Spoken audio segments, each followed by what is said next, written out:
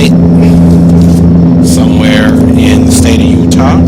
This is Horizon Flight 2585. We're in a de Havilland Dash 8Q400. Anyway, just wanted to do a quick tutorial on how to stay ahead of your aircraft, especially when there is no air traffic control right now. So let's jump into the flight deck quick here so I can show you what tips I have in my toolbox that helps me to stay ahead of the aircraft so that when I can get ready for my descent and all that good stuff, I don't have any surprises. So right now I am flying online in the Vatsim network. As you can see here, this is my aircraft. If I click on it, you see that I have approximately an hour and 24 minutes, which realistically means I have an hour to prepare myself because the last 20 to 25 minutes is usually descent. I am flying a turboprop, so we're going, turboprop speed into the wind. We're currently traveling at 305 miles per hour for ground speed with 428 nautical miles remaining. Now, having said that, on the Vatsim network, you can see that any shaded areas is where there's an air traffic controller actively controlling any aircraft within that airspace. As you see here, there is none for us.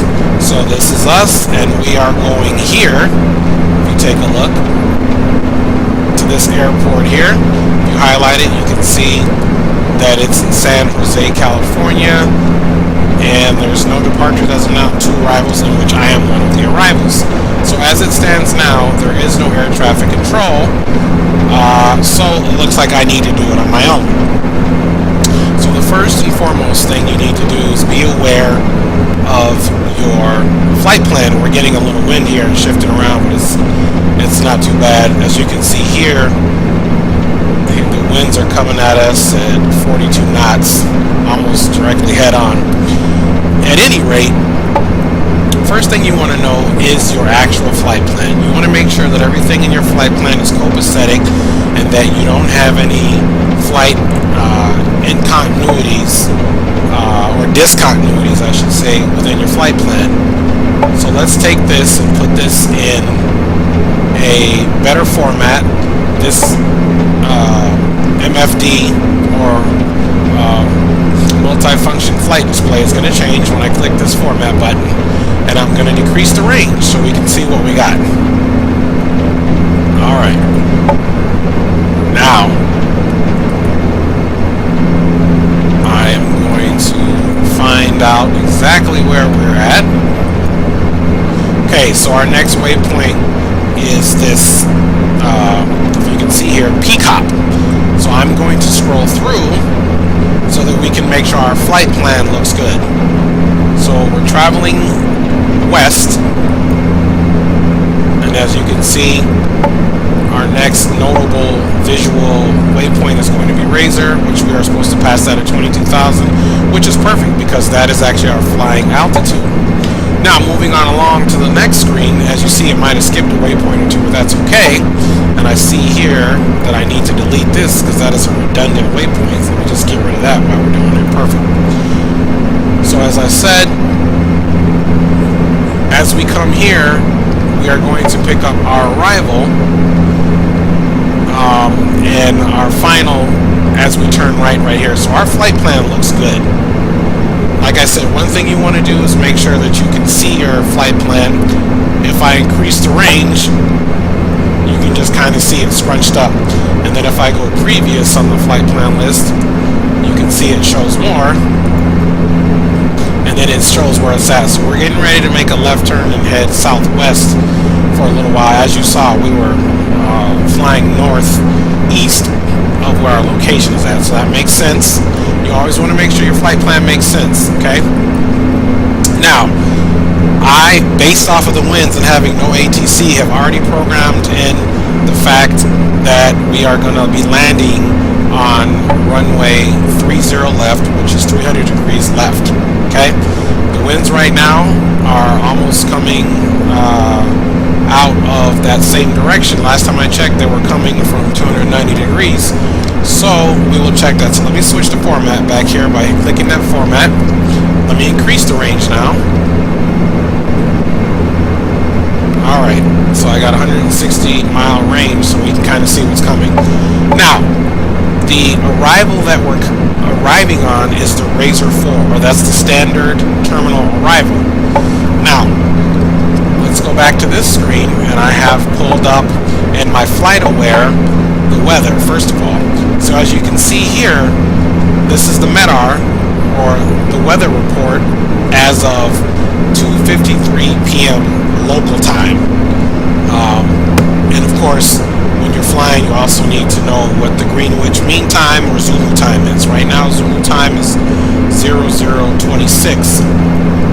So as you can see, that's why I plan to land on runway 30 left, and that's an ILS runway, so that works for me. Now what we need to do is we need to come over here and pull up our instrument flight rules standard terminal arrival chart, which is the Razor 4, so that we can figure out when we need to set up or when we need to start descending, which is very important, so that you're not encountering any surprises on your descent. And then after that, I'm going to go set up my vertical navigation in my aircraft so that it could help me to start the descent smoothly. Now, the direction that we are coming from is going to be here. We are going to be traveling, well, as of our next waypoint, we're going to start heading southwest. So this is the direction that we're coming on. Now, to make sure this makes sense, look at this waypoint here. Kilo, November, Golf, Romeo, Yankee. Let's go back to our flight management computer.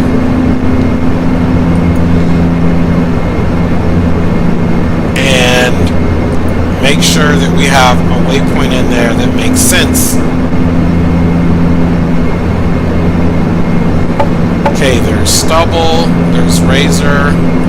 We don't need that one anymore. Clyde, Scorp, Seco. So now we need to compare.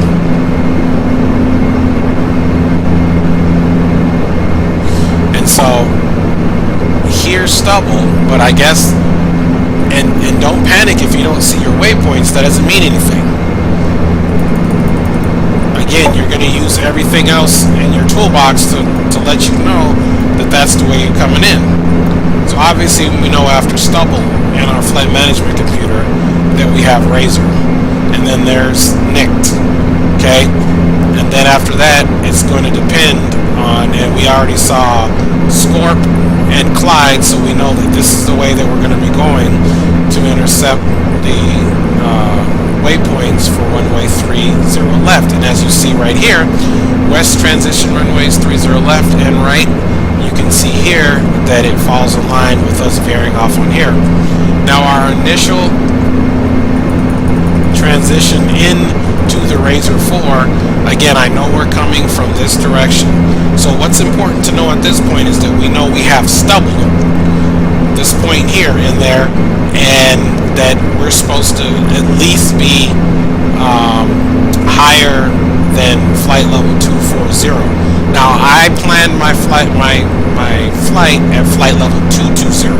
Technically, I should increase my altitude to flight level 240 for the simple reason, on this chart, this is telling me that I need to maintain, if I'm in a jet aircraft, a speed of 280 knots, and I need to be between flight level 280 or 28,000 feet and no lower than flight level 240.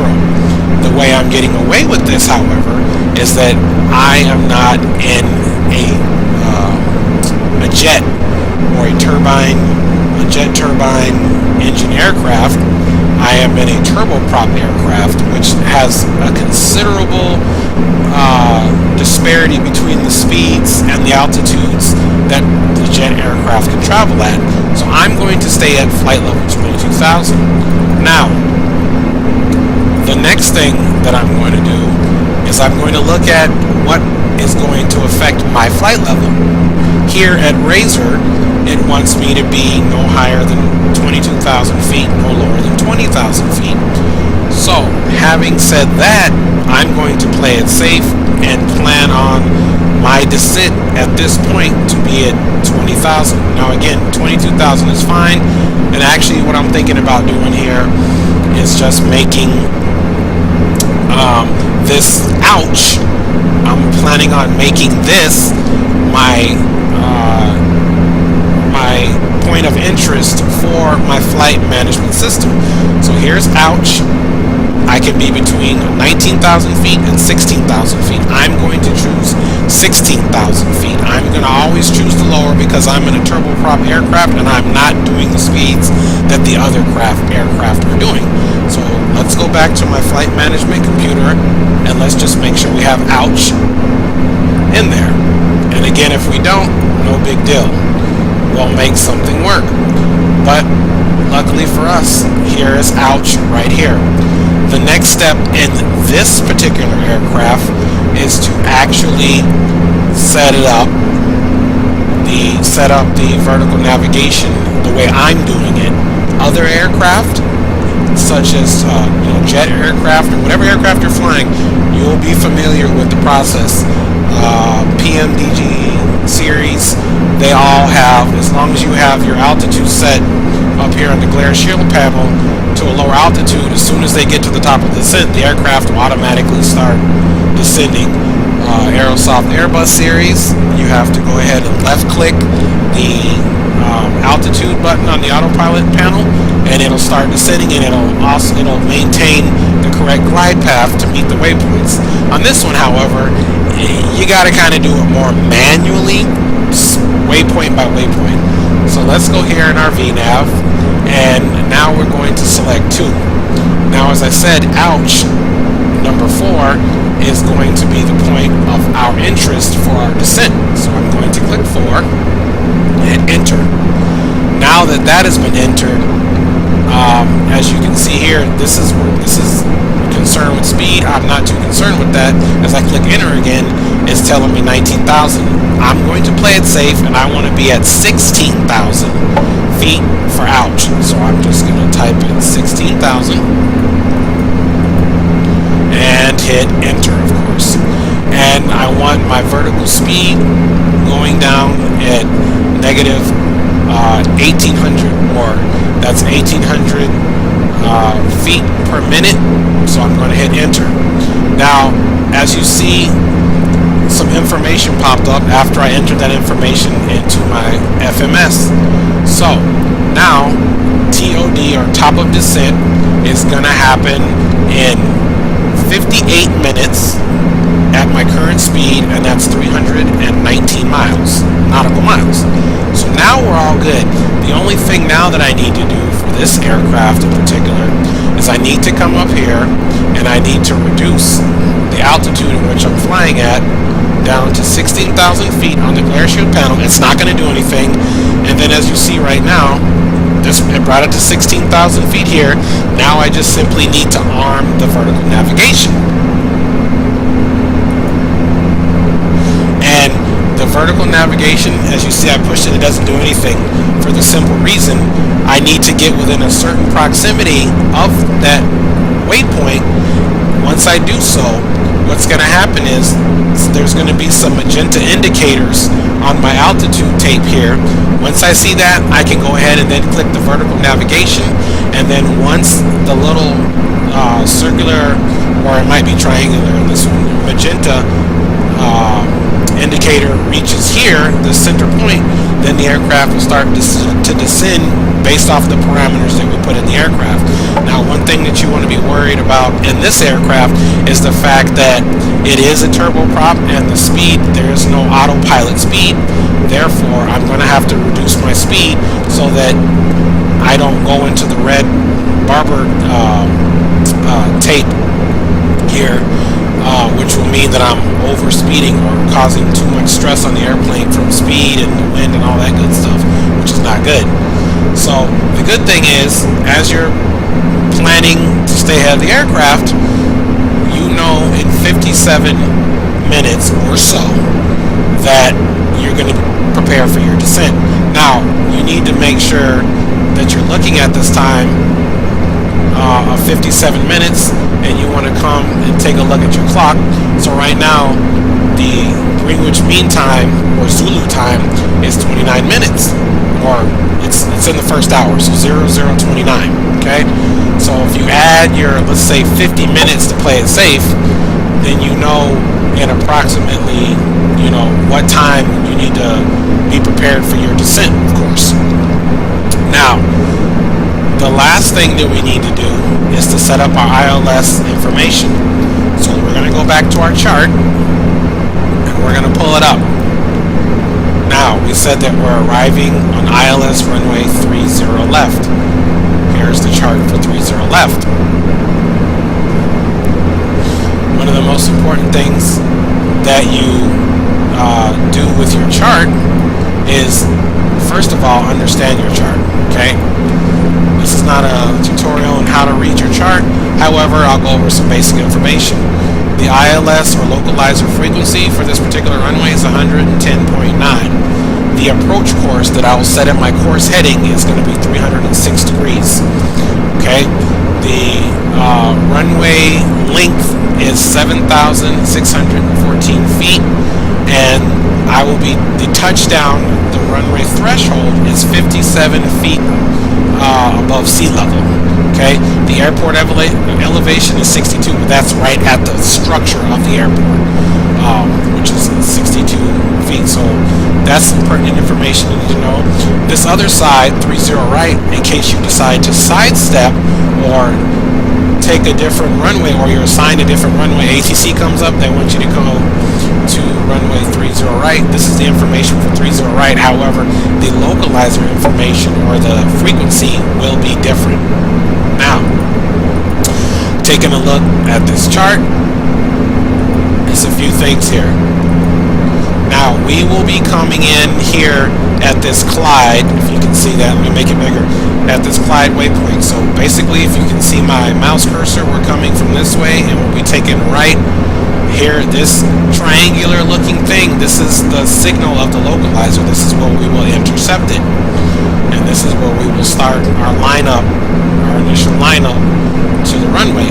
Now, another important information on here to know is that when we get to high vac, we need to be at 2,700 feet in order for our glide slope feature of our ILS landing feature to work. This is where we need to be. Otherwise, if we're lower, this signal will be higher than the aircraft. It will not intercept it until we get further down this line. Or if you are above it, this signal will be lower than the aircraft, and you will not intercept it until you nose down enough and manage your speed to do so. So the best thing to do is make sure you're at 2,700 feet once you get to this point, and then after that, the ILS should aid you down to the runway. Again, in this aircraft, there is no auto land, so no matter what, it is manual. It is all manual. So, in preparation for our landing, I am going to program 110.9 into my Navigation 1 and Navigation 2 radios, and I'm going to set my heading course to 306. So, first of all, let's go down to the Navigation radio and set the Navigation radio, Nav 1, to exactly what we said, 110.90. Okay, then enter. Now I'll do the second navigation radio, and really you only need to do the first one because it's not a full auto land feature. Let's see, let's clear it all out. I was in there. 11090. There we go. Enter. So now our radios are both set up. See that? For 110.90. Now let's go back and look at the course, and it's 306. Now what we have to do in this particular aircraft, I'm going to, if you can see my cursor here, I'm going to hold this format button for a few seconds. Now, I calculate my course to 301. So you're going to take the course indicator, and we are looking for this. And we are going to make it 301. Let me make sure that was the right. It's 306 actually. Always double check your work. And usually I have this information on the tablet. However, I'm doing it on my screen here so that you guys can see. Now, we're not done because we're going to need to go to the co-pilot side and do the same thing. But let's take this screen and put it back so that we can see our flight path. Alright, let's jump over to the co-pilot side. Now we're at the co-pilot side, we're going to do the exact same thing.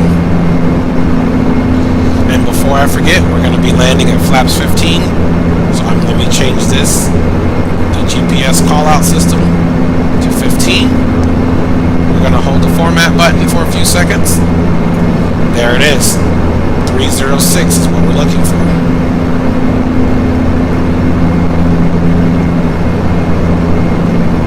Blew right past it. Alright, so here's 306. It looks good. Let's go ahead and change our format. And there we are. Now, our primary functions, and we'll just stay over here on the right seat right now. Our primary functions for setting up for the landing are good thus far. Again, many things can alter the plans that I have already decided to go with, meaning if I am flying and all of a sudden this Oakland airspace turns shaded gray, then I'm going to have to listen to what instructions that he's going to set forth for me. As it stands at this point, we are looking good. There is no rhyme or reason when they come online to start controlling the air traffic. Having said that, the last thing that you will need to do for your arrival, of course, is check the rest of the weather on the way there, which will also dictate if you have to make any alterations, as well as start going over any checklists that you want to go over in order to prepare your plane for descent. So this aircraft has got some checklists with regards to turning on the hydraulics, bringing these condition levers back up to max power, all that good stuff. One thing that I always do too is that I will program, and these are just the radios here that are being controlled by the flight management computer, and I always choose for the FMS to control them. As you can see here, this side and the other side, I have it setting on the FMS, but you can also control the radio stacks simply by moving these levers each individually, and all these things will do their own separate thing that they need to do. Again, what I also try to do too, as I'm arriving to an airport, especially with air traffic control, is that you want to program your radios for all of the frequencies that you're expecting. So on my nav1 radio, I usually will have center in that one, and then approach, and then of course my nav2 radio, I'll have the tower programmed in, and any air traffic controllers on the ground at that particular airport. That way you don't have to fumble with all that stuff as you're approaching or figure out the frequencies. So in order to keep this video short, for brevity's sake, at this point I am going to finish the video at this point.